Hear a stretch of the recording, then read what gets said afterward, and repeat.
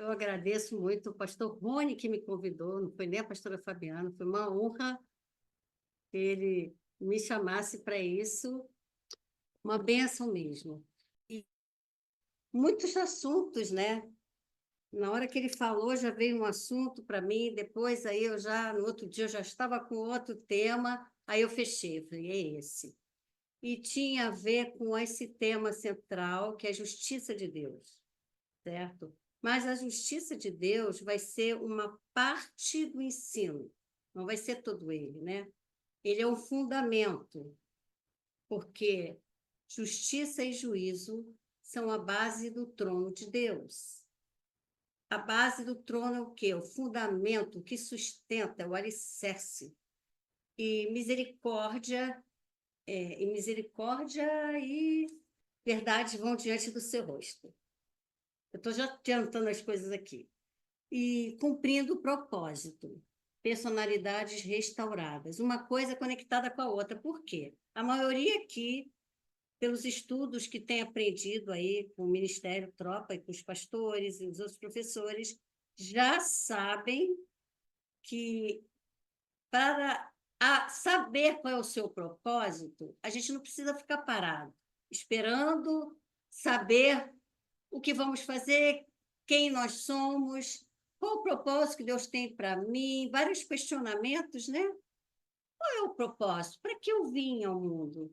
Para que Deus me criou? Né? E várias perguntas. Então, não é errado buscar o propósito. Não, eu tenho até duas orações que eu faço muito aqui. Uma em Efésios 1:17, outra em Colossenses 1:9. Mas o que a gente tem aprendido, a gente sabe e tem aplicado, é que a gente não precisa ficar parado esperando saber qual é o propósito. Por quê? Porque quando a gente age, caminha, como Abraão fez, ele recebeu uma palavra e ele agiu, sem saber para onde ia. Ele, na frente, ele cumpriu o propósito de Deus para ele. Foram vários propósitos, não é só um, vários propósitos. E Eclesiastes diz que para tudo há um tempo determinado. E para cada propósito debaixo do céu, há um momento apropriado. São vários propósitos. Cada um foi chamado com propósito. E é tão importante isso porque tudo Deus criou com um propósito. Então, vamos lá. Você tem uma máquina de lavar. Ela tem uma função de lavar roupa. Se ela der um defeito, ela já perdeu o propósito. Nós somos iguais. E é bom a gente conhecer. E como eu disse, conforme a gente vai conhecendo a vontade de Deus, declaro o favor do Senhor para a sua internet, para que você consiga aprender. Então, quando a gente caminha no propósito, as nossas personalidades são restauradas. É simples assim. Uma coisa está conectada com a outra, porque foi assim com Abraão, ele teve até o nome dele mudado, e tantos outros. Então, sabemos que o nosso Deus é um Deus de propósito. Tudo que ele faz tem um propósito. Muitas das vezes não entendemos na hora qual o propósito dele para nós, quando passamos por situações difíceis. Já a tristeza e o medo que vem com essas situações difíceis podem roubar nossa visão. Mas eu quero lembrar que José, mesmo sendo lançado numa cova, ele não perdeu a visão. Ele passou por muitas dificuldades. E lá na frente, quando você vai ver, eu, por exemplo, vou falar um pouco do meu testemunho de 24 anos atrás, um pouco depois que eu me converti, participando de um acampamento lá da minha igreja.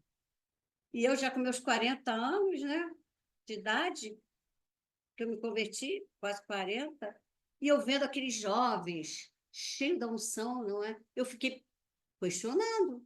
Questionamento traz perturbação. Aí eu fiquei, meu Deus, por que o senhor não me chamou antes? Eu perdi muito tempo. Eu estou aqui perdendo muito tempo. Me ajuda. Eu fiquei muito perturbada dentro do acampamento. E eu já estava a ponto de falar com a pastora, lógico, para orar comigo. Mas aí foi antes, tinha uma ministração antes, e eu decidi esperar, só para perder aquela ministração. E foi justamente quando falou sobre José. E quando chegou naquela parte que José, ele se expõe para os seus irmãos, ele se dá a conhecer para os seus irmãos, e que eles ficam morrendo de medo. A acusação veio nos irmãos, veio toda aquela memória, uma memória ruim do que eles fizeram. E aí o que acontece? O que José fala é impactante. José fala: ei, não fiquem assim. Não foram vocês que me lançaram na cova. Ei, não foi, não. Foi Deus. Meu pai. Para quê? Qual o propósito? Para que vocês estivessem aqui hoje, para que a nossa família não fosse toda perdida. Quando eu entendi isso, falei, e aí eu libertei. Na hora, na hora eu fui liberta, na hora. Essa palavra está lá em Gênesis, mas acho que nem precisa eu abrir, porque já tem outras coisas aqui. Podemos orar para saber qual é o propósito. Eu gosto muito de orar, anos eu oro, Efésios 1, 17 e 23 e Colossenses 1, 9. Porque são orações curtas e você está orando a palavra e Deus move. E Deus move. E quando você, vou dizer a minha experiência, quando eu dou por mim, eu já estou caminhando dentro do propósito dele. Porque como Maria também não sabia nada o que ia acontecer. Ela disse sim e ela entrou no propósito de Deus para ela. Quando ela disse sim para o anjo, concordou com a palavra, eu entendo que naquele momento o Espírito Santo visitou ela, naquele momento. Aí a semente foi lançada. Mas ela precisou concordar, certo? Se a gente disser não, nada vai acontecer. Você está salvo? Tá. Mas vai deixar, vai perder tempo. O Senhor tem falado muito comigo com o tempo, perder tempo, e o Senhor vai escolher outro para cumprir um propósito que, de repente, era para você. O propósito de Deus, o início aqui da palavra, Jó 42, 2. Sei que podes fazer todas as coisas e que nenhum dos seus planos, dos seus propósitos, pode ser frustrados. Nós podemos frustrar, sim, com as nossas escolhas, né? Mas ele nunca vai ser frustrado os propósitos dele. Então, quando a gente concorda, abrindo mão das nossas coisas, abrindo mão dos nossos sonhos, como foi o caso de Maria, não é? Com certeza os propósitos dele para cada um de nós vai ser cumprido. E é tão bom, é tão bom. Colossenses 1, 9. Vou começar com o Efésios, que já está aqui na minha mão. 1, 17, veio na frente. Como eu disse, eu gosto muito de orar esse versículo, porque você já vai ter esse entendimento. Ele diz assim, ó, o 17. Ele começa no 16. Não cesso de dar graças a Deus por vós, lembrando-me de vós nas minhas orações. Para quê? Qual o propósito? Para que o Deus do nosso Senhor Jesus Cristo, o Pai da Glória, ele identificou o Pai da Glória, aí ele diz que nós somos filhos da glória. Você já parou para pensar isso? A sua identidade, você é filho da glória. Você é filha da glória. Eu sou filha da glória. Tremendo isso. O Pai da glória vos dê em seu conhecimento o espírito de sabedoria e de revelação, tendo iluminado os olhos do vosso entendimento, para que saibais propósito, qual seja a esperança da sua vocação, qual é o seu chamado para esse tempo. É isso que ele está dizendo aqui. Segunda coisa, qual as riquezas da glória da sua herança nos santos? Qual as riquezas da comunhão entre os irmãos?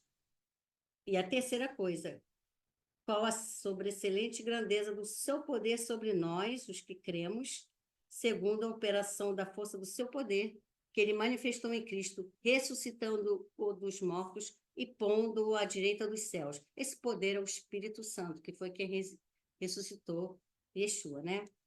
E Colossenses 1:9, já é mais curtinho, Isso são versículos chaves, tá? É muito bom. Por esta razão, nós também, desde o dia que ouvimos, não cessamos de orar por vocês. Oração. E de pedir que vocês sejam cheios, é uma oração que Paulo fazia, né? Cheios do conhecimento da sua vontade, é o propósito dele. Em toda sabedoria e inteligência espiritual. Senhor, enche-nos do conhecimento da sua vontade. Qual o seu propósito para nós, para esse tempo que há de vir, ano que vem, os próximos 5 anos? Para quê? Para que possais andar dignamente diante do Senhor, agradando-lhe em tudo, frutificando em toda boa obra e crescendo no conhecimento de Deus. É lindo isso. É o caminho. Então, propósito também, Romanos 8, 28. Romanos 8, 28. Essa palavra o pessoal já conhece de vai saltear. Sabemos que todas as coisas, já vou até falar de cor. Sabemos que todas as coisas cooperam juntamente para aqueles que amam a Deus e que foram chamados segundo o seu propósito, ou segundo o seu decreto. No dicionário, a palavra propósito significa desígnio, projeto, objetivo, aquilo que se busca alcançar. E em Romanos 8, 28, é o estabelecimento de uma coisa colocando à vista para que todos possam ver. Também se refere aos pães da proposição. Se refere cada pão representando uma tribo de Israel. Então, significa união, comunhão. Essa palavra de Romanos 8, 28 é alinhamento com a sua vontade.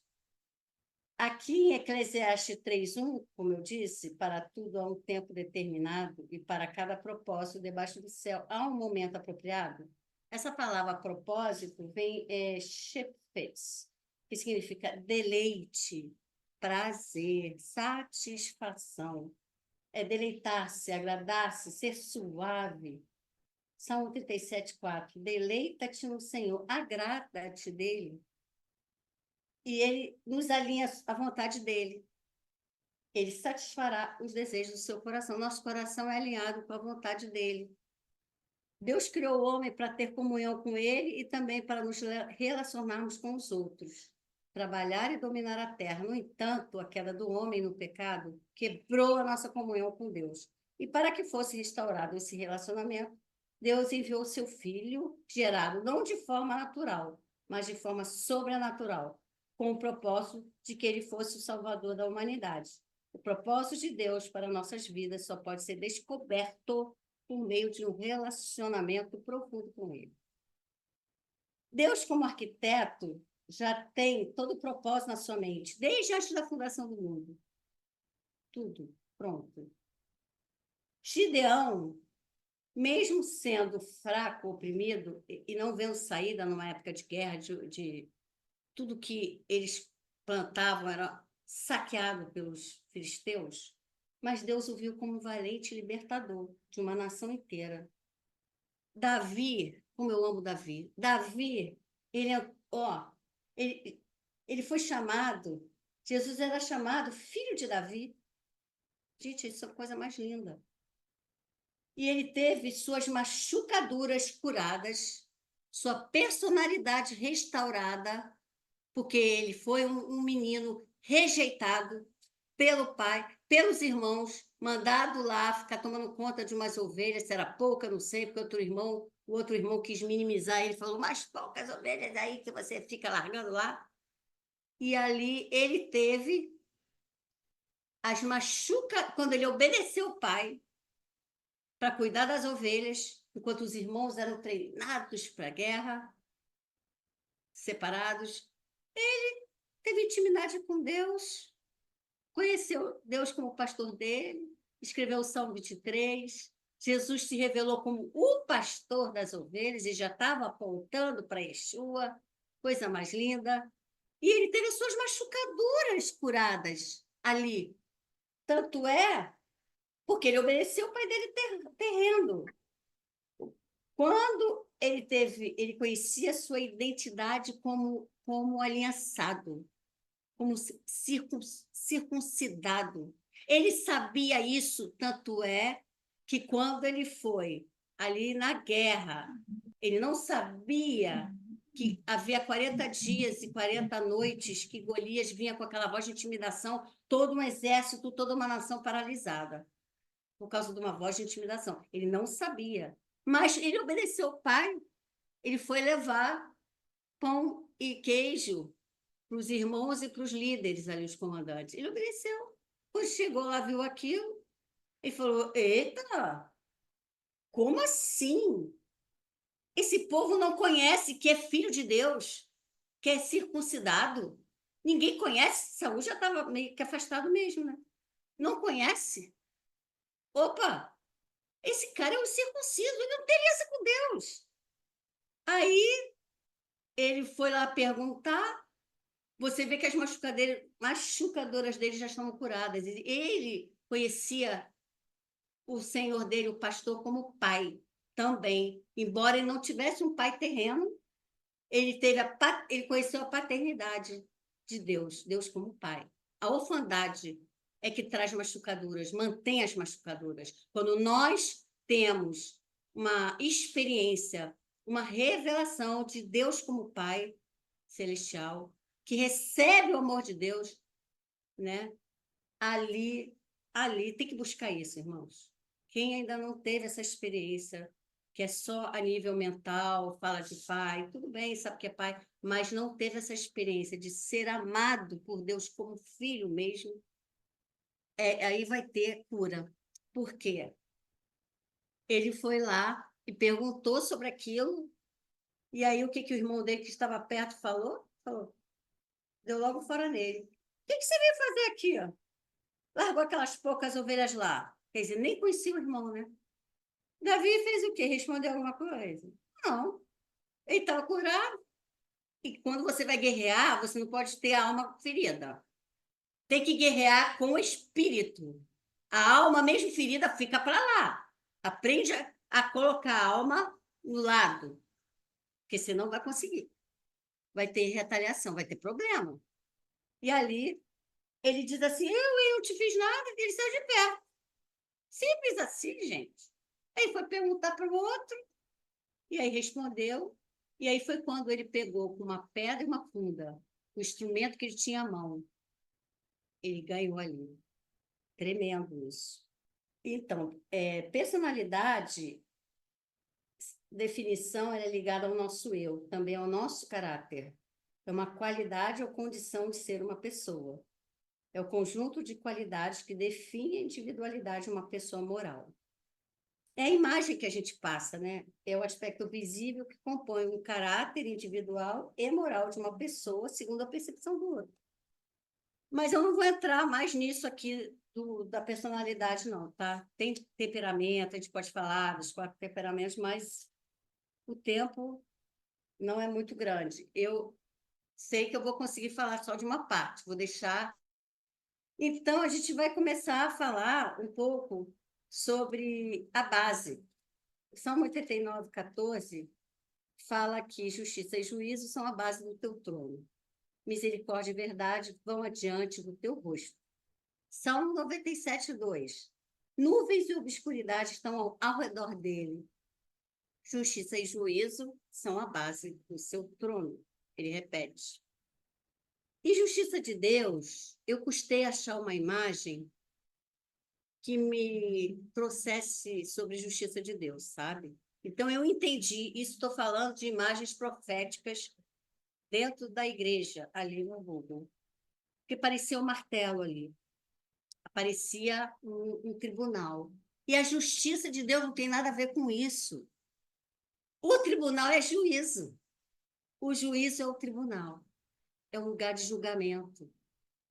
A justiça de Deus não tem nada a ver com a justiça da terra. Nada. Isso me impactou muito, porque eu era muito nova na fé. Na igreja que eu congregava, já estava ajudando no ministério infantil, mesmo sem saber nada direito, foi um chamado. Por isso que eu digo, eu não sabia nada, Deus me chamou, eu tive certeza, e eu fui, e fui aprendendo ali, para dar aula para criança, mas depois para dar aula para adulto. É desse jeito. Eu nunca fui professora, nunca pensei que ia dar aula para criança, nunca gostei muito de criança, não tive filho. Tinha paciência. Aí o senhor faz o quê? Agora você vai ter que ter paciência. Vai ajudar a ensinar a palavra para o filho dos outros. Tremendo. E aí, então, quando a pastora foi falar sobre justiça de Deus, porque uma vez por mês tinha reunião assim, né? E ela dava uma palavrinha. E aí eu perguntei, aproveitei, eu tinha essa sede de saber. O que é a justiça de Deus? O que é a justiça de Deus? Gente, ela parou assim, me deu uma explicação.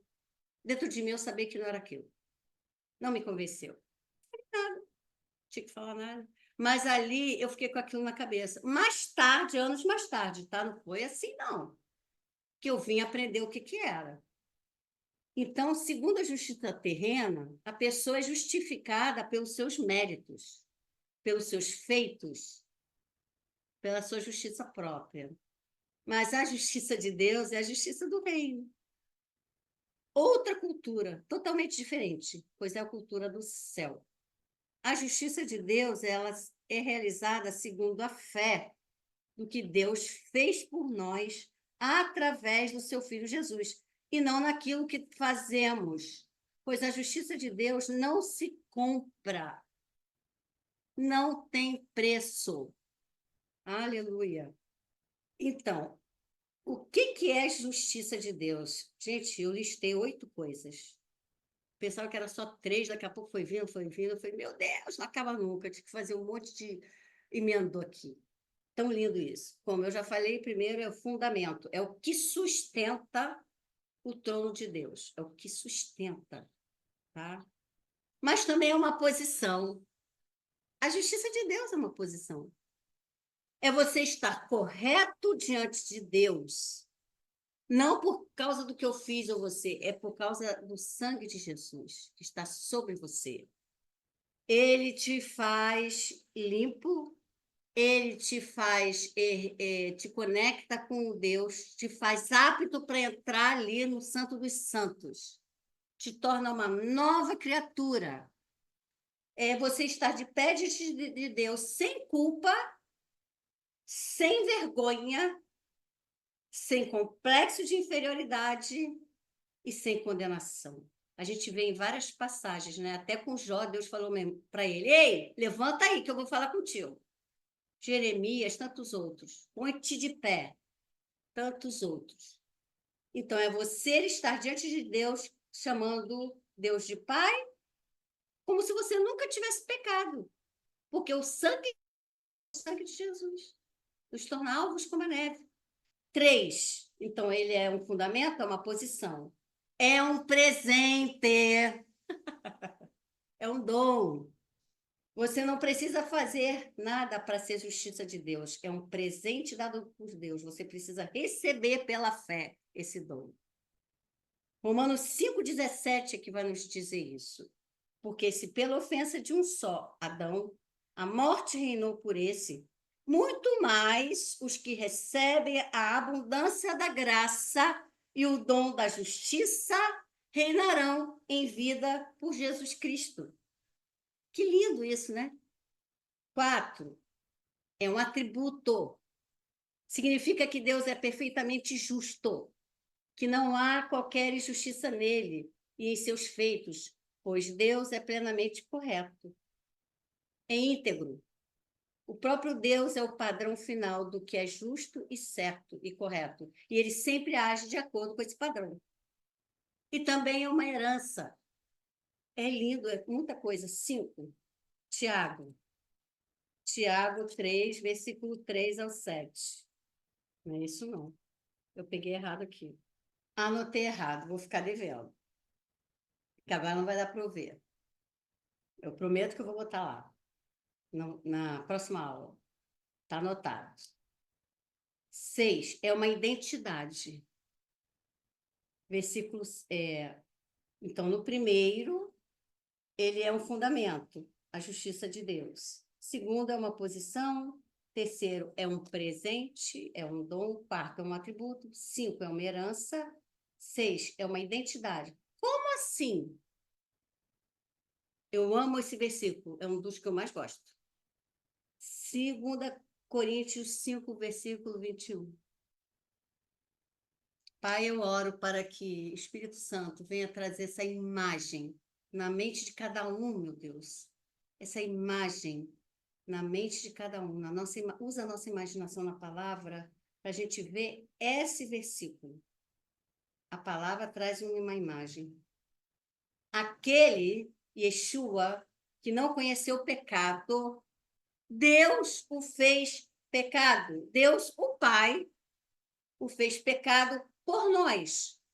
Para quê? O propósito? Para que nele, Yeshua, nós fôssemos feitos justiça de Deus. Então, o pecado de toda a humanidade, ali na cruz, quando Jesus disse, está feito. Gente, todo o pecado, imagina como ele estava feio, como não estava fedido. Gente, eu tenho que falar a verdade. Como estava horrível.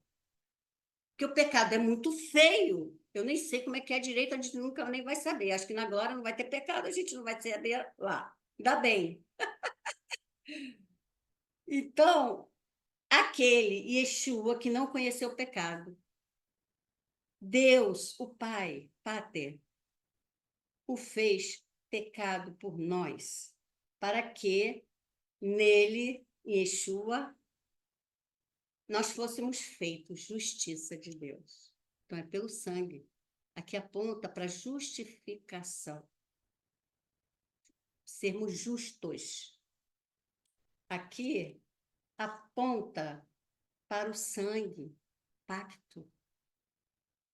Como eu disse, como Davi conhecia o pacto, a aliança, a circuncisão.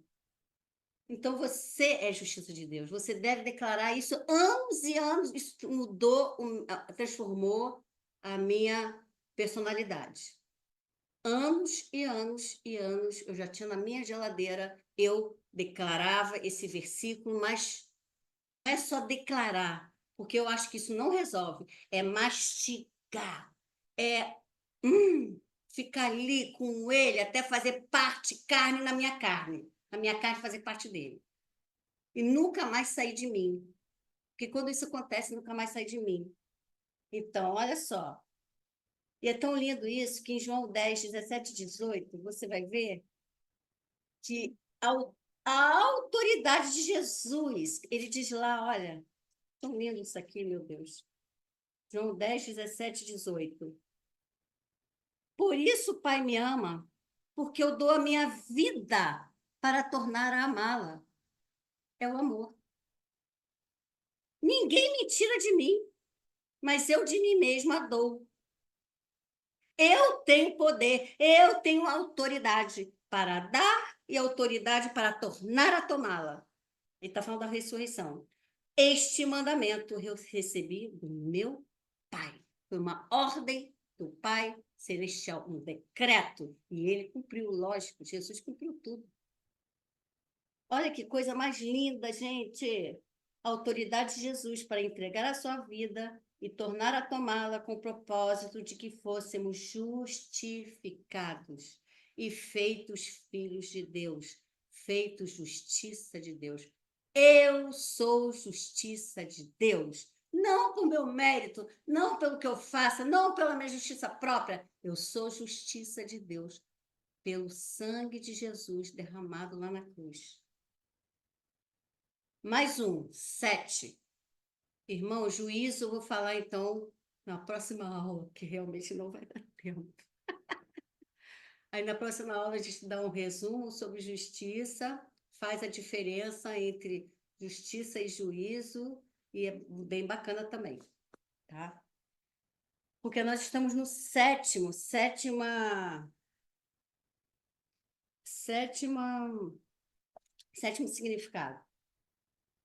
Eu gosto muito desse. A justiça de Deus é uma cobertura, uma veste, uma proteção. Ó, eu já listei 3 aqui, tá? Você vê que a coisa vai abrindo. É o manto da justiça, Isaías 61, 10. E é muita alegria, gente. Esse estudo é para trazer muita alegria. A alegria da salvação, a alegria. Eu gosto muito desse versículo, Isaías 61 também, porque quando eu oro ele, eu fico também impactada, porque ele diz assim, 61, 10. Regozijar-me-ei muito no Senhor. Regozijar é mais do que se alegrar, né? Muito no Senhor. Ou seja, regozijar já é se alegrar muito, ainda muito. Então, ó, tem que ser muito. Se você acordar triste por algum motivo, que mulher, né? Homem eu não sei, mas mulher, sem motivo. É hormonal, a gente acorda, dorme bem, acorda estranho. E aí, querida, pega esse versículo, fala assim: ei, vou ficar triste, não. Vou ficar esquisita, não. Eu, hein? Peraí, aqui, ó. Regozijar-me muito no Senhor. A minha alma, emoções, mente, meus pensamentos, completo. Se alegra no meu Deus, porque ele me vestiu de vestidos de salvação. Pronto, para mim aqui já estava bom. Eu digo assim: ele já me salvou, eu tenho sangue de Jesus, eu sou filha de Deus, eu tenho aliança, eu tenho pacto. Tá bom. Mas aí ele vem com mais, né? Ele é exagerado. Ele fala assim: me cobriu com o manto da justiça. E eu, uau, aquele manto vermelhão, aquela coisa poderosa, escarlata. Meu Deus do céu. Eita! Como um noivo que se adorna com atavios e como noiva que se enfeita com as suas joias. Ai, Jesus, coisa linda. Segunda cobertura. Aí fala de uma guerra, uma proteção, couraça da justiça. A couraça da justiça está em Efésios 6,14. Ela é parte da armadura de Deus, não do homem, né? É parte da armadura do céu, não da terra. É uma armadura do reino. Eu não vou falar muito. A couraça, ela protege as nossas emoções. É muito importante na guerra. Por isso que eu disse, o emocional fica fora na guerra. Não pode, senão a gente vai ficar ferido. Tem que, tem que entrar na guerra com o nosso espírito, ligado ao Espírito Santo. A alma, as emoções, principalmente, não podem ficar ali junto. Por isso, a couraça da justiça vai proteger nossas emoções, essa parte toda aqui. E aí, o cinturão da verdade vai lá segurar tudo, né? A terceira cobertura, eu amo essa aqui também. Eu amo, né? O linho fino. Que coisa linda! Nós temos o manto vermelho, nós temos a couraça da justiça e temos o linho fino. Aqui, ó, Apocalipse 19, versículo 7 e 8. Ou de novo, hein? Regozijemo-nos e alegremos-nos e demos-lhes glória, porque vindas são as bodas do Cordeiro e já a sua esposa se aprontou. Como que ela se aprontou? Aqui, ó. Gente, isso é muito lindo. Foi-lhe dado, ele deu, que se vestisse de linho fino, puro e resplandecente. Gente, se você ler devagar a Bíblia, você vai ver que ela se explica todinha, tá? Esse versículo aqui já falou tudo. O que que é essas vestes? O que que é isso? Porque o linho fino são as justiças dos santos. Outra tradução, os atos de justiça dos santos, as atitudes, as nossas escolhas, certo? De quê? De obediência. Porque justiça está conectado com a vontade de Deus. Por isso, propósito. Eu vou repetir. Foi-lhe dado que se vestisse de linho fino, puro e resplandecente. Que coisa linda. Meu Deus, coisa linda. Brilhando, brilhando, muita luz, porque o linho fino são os atos de justiça dos santos. Nossas escolhas em praticar tudo que aprendemos, para que não sejamos insensatos, mas prudentes. Lembra das 10 virgens? 5 eram prudentes, 5 insensatas. Todas estavam vestidas adequadamente.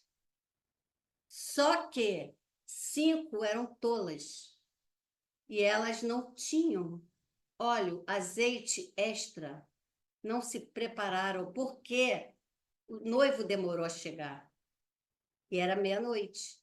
Ele demorou, todas dormiram, todas vamos dormir, isso não importa. Olha que coisa linda, todas vamos dormir. O que vai importar é o azeite, é o óleo. O que que é isso? É a sua unção, que ela é inegociável. Você não pode dar ela para ninguém, nem para o teu marido. Não adianta nem para o filho. Vai dar para ninguém. A unção é tua. Por isso que eu, quando me converti, eu não sabia direito. E eu ficava invocada com essa parábola. Eu dizia assim, mas como assim? A justiça própria, né? Como assim? Eu, vindo de católica, como assim que ela não te pediu? Podia ter entrado todo mundo. Eu não tinha entendimento, é lógico, né? Aí depois, numa ministração, muitos anos atrás, também eu aprendi a dizer não através dessa parábola.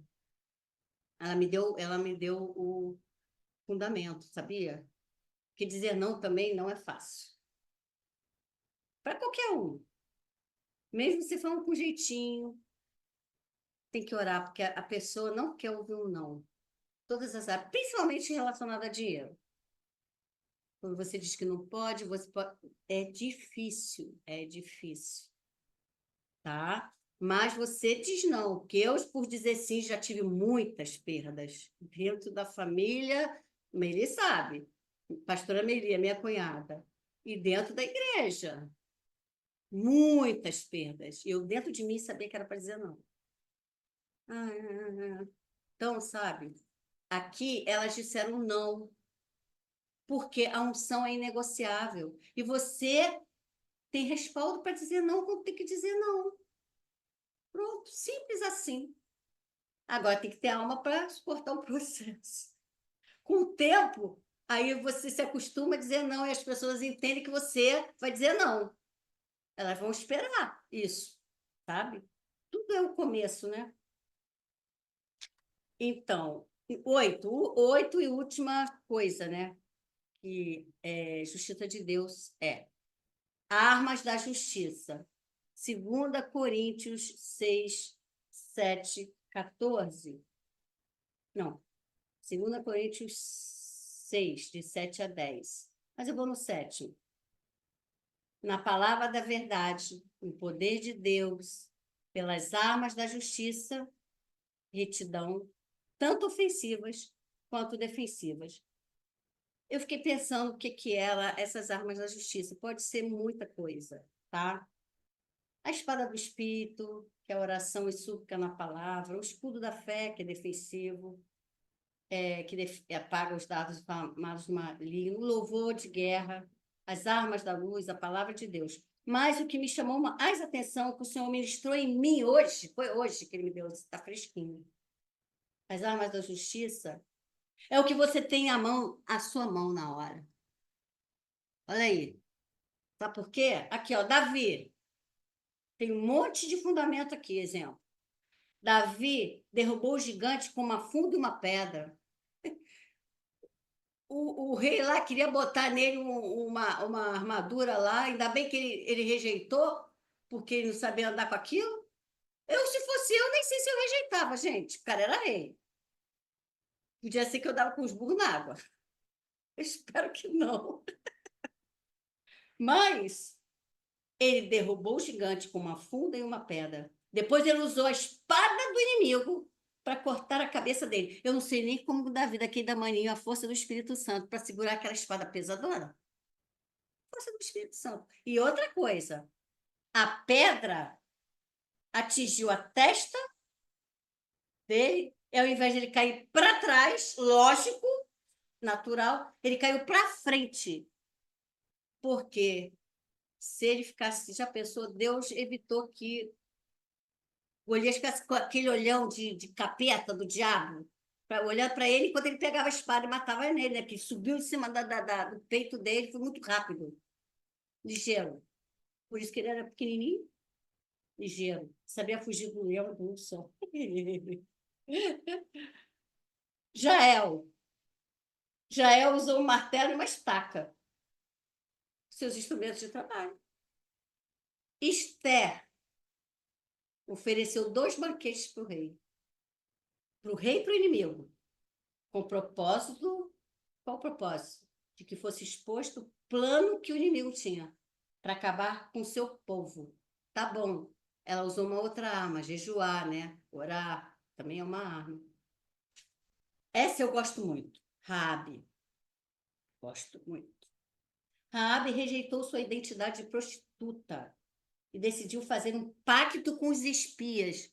Irmãos, partiu de Raabe, gente. A aliança não foi deles, não. Gente, isso para mim é tremendo. Partiu dela.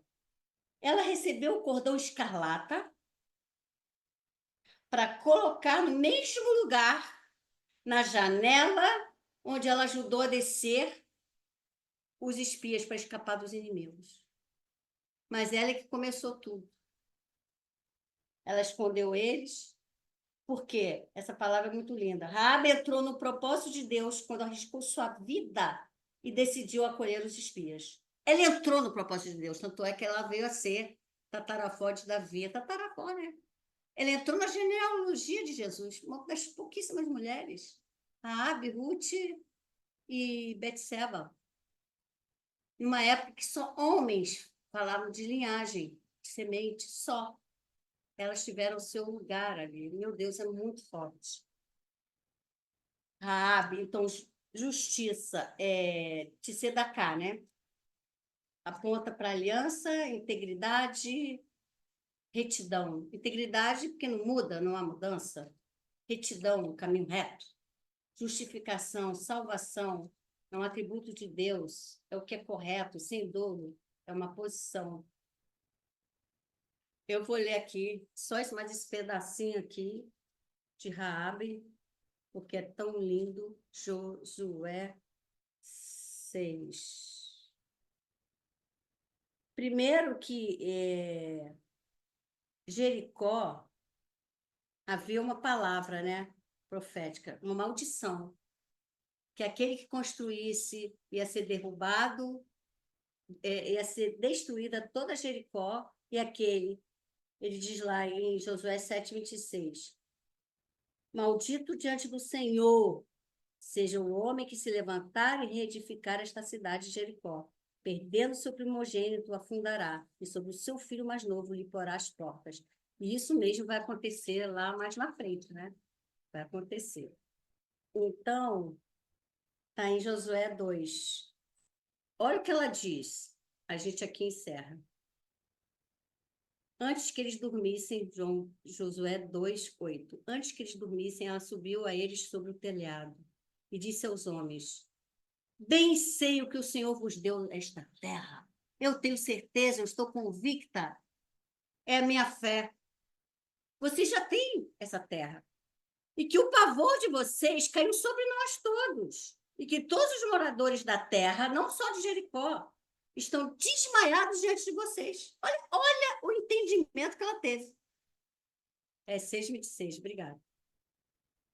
Porque temos ouvido que o Senhor secou as águas do mar vermelho diante de vós, quando saíes do Egito, e o que fizestes aos 2 reis dos amorreus, a Sion e a Og, que estavam da além do Jordão, os quais vocês destruíram. Ouvindo isto, desmaiou o nosso coração. Estava todo mundo com o coração desmaiado. E ninguém mais tem ânimo nenhum. Coisa linda. Por causa da vossa presença. Porque o Senhor vosso Deus é Deus em cima nos céus e é o Deus embaixo na terra. Olha aí. Uau! Agora, pois, olha a aliança, ela cavou a aliança ali, ó. Pacto. vos peço, ela falou, eu não vou ser, eu não sou mais prostituta, não. Eu não vou, ela já devia estar pedindo. Eu agora sou justiça de Deus. Eu sou justiça de Deus. Pois que vos peço pelo Senhor, pois que vos fiz beneficência, eu exerci bondade para vocês, que vós também fareis beneficência, bondade à casa do meu Pai. E eu preciso de um sinal certo. Gente, eu acho tão lindo isso, porque devia partir deles, né? Os dois espias. Eu fui ajudado. Agora, você nos ajudou. Agora eu vou te ajudar também. Não. Ela falou: olha só, eu ajudei vocês, a vida de vocês foi salva. Eu exerci bondade, eu fui justa com vocês. Eu arrisquei minha vida. Então, agora, me dá um sinal de que dareis a vida do meu pai e da minha mãe, como também dos meus irmãos e das minhas irmãs, com tudo que tem, de que livrareis as nossas vidas da morte. Ou seja, ela tinha um bom relacionamento familiar também. Porque para todos acreditarem nela e ir para casa dela, ah, tremendo. Então aqueles homens responderam-lhe, que coisa linda, a nossa vida responderá pela vossa, até o ponto de morrer. Coisa linda. Se não denunciardes esse nosso negócio, e será, pois, que dando-nos o Senhor esta terra, usaremos contigo de beneficência e de fidelidade. Ela então os fez descer por uma corda pela janela, porquanto a sua casa estava sobre o muro da cidade, e ela morava sobre o muro. Irmãos, fiquei pensando, os muros foram destruídos, mas só a casa dela ficou. Aquela parte do muro ficou em pé. Uau! Por causa do cordão de escarlata, o sangue de Jesus. E até eu fiquei pensando também, como é que ninguém implicou com sangue, com aquele cordão lá? Deus tornou invisível. Eu creio. Aí sou eu falando. Eis que vindo nós, e disseram aqueles homens, desobrigados seremos deste teu juramento que nos fizeste chorar. Não, peraí, deixa eu voltar que eu pulei aqui. E disse-lhes, então ela os fez descer por uma corda pela janela, porquanto a sua casa estava sobre o muro da cidade e ela morava sobre o muro. E disse-lhes, ide-vos ao monte. Ela ainda deu instrução para eles, para que porventura vos não encontrem os perseguidores. Esconde-vos lá 3 dias, até que voltem os perseguidores, e depois ide pelo vosso caminho. Apontando para a ressurreição de Cristo, né? 3 dias. E disseram-lhe aqueles homens, desobrigados seremos deste teu juramento que nos fizeste jurar. Você nos fez jurar. Você nos fez jurar. Eis que vindo nós à terra, atarás este cordão de fio de escarlata à janela, por onde nos fizeste descer, e recolherás em casa contigo a teu pai e a tua mãe, e a teus irmãos, e a toda a família do teu pai. Será, pois, que qualquer que sair fora da porta da tua casa, o seu sangue será sobre a sua cabeça, e nós seremos sem culpa. Sobre a nossa cabeça, se nele se puser a mão. Porém, se tu denunciares este nosso negócio, seremos desobrigados do teu juramento que nos fizeste jurar. Amém? Então, semana que vem, a gente vai fazer um resumo disso aqui e falar sobre a diferença entre justiça e juízo, o que é o juízo, e aí mais alguma coisa. Amém? Podemos, depois da ceia, eu vou abrir uns minutinhos para alguma dúvida, para alguma consideração que vocês quiserem compartilhar. Mas vamos já partir aqui para a ceia, com essa palavra aqui, que já fala de aliança. Então, aqui, justiça de Deus não tem nada a ver com a justiça da terra, justiça de Deus tem a ver com retidão, com o sangue de Jesus, com justificação, com ser justo.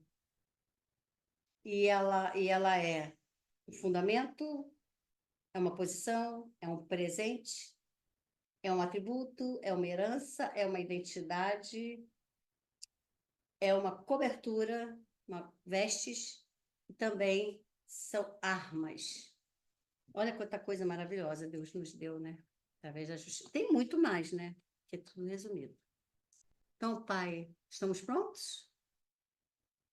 Então, Pai, em nome de Jesus, eu quero apresentar esses elementos, Senhor Deus, e com essa história de Raabe tão linda, meu Deus, nós possamos ter ousadia, meu Deus, de arriscar nossa vida para ajudar outros na família, para colocar eles debaixo da nossa casa, ainda que seja em cima de um muro. Meu Deus, dá-nos esse discernimento, dá-nos essa revelação de quem somos em Cristo, de quem o Senhor é, o que o Senhor fez por nós. A cada dia precisamos.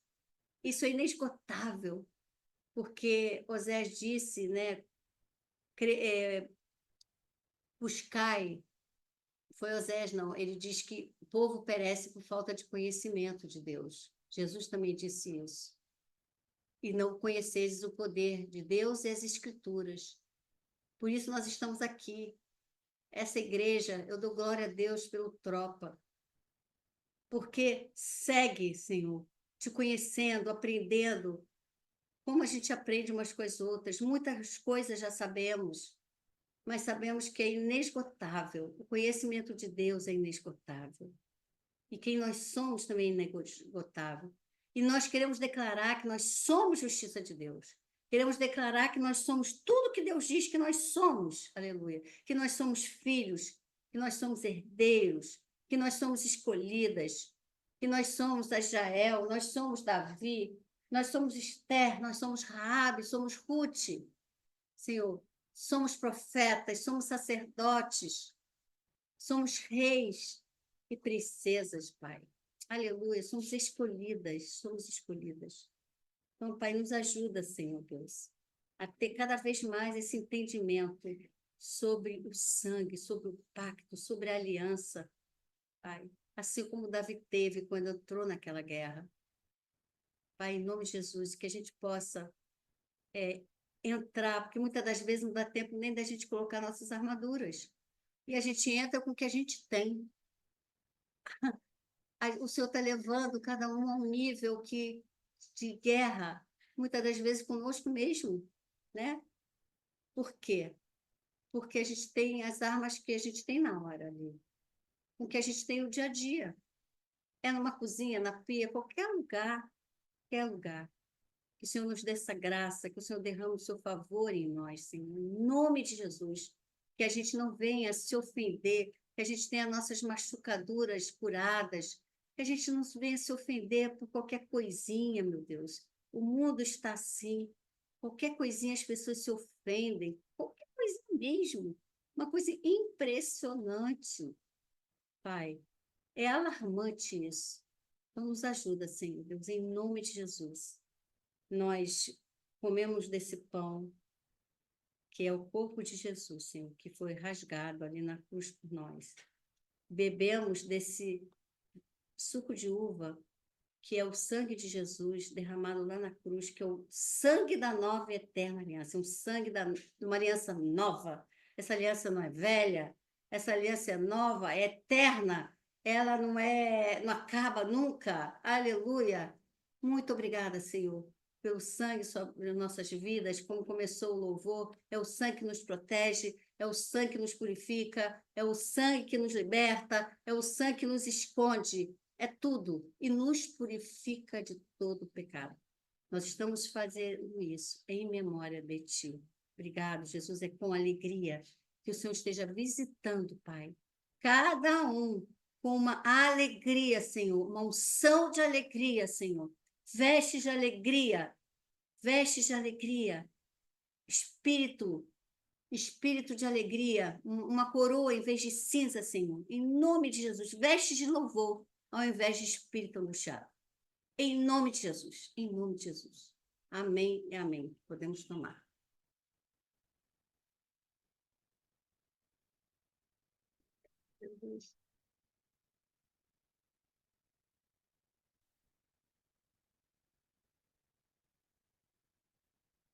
Obrigada, Jesus, tu és lindo de bonito.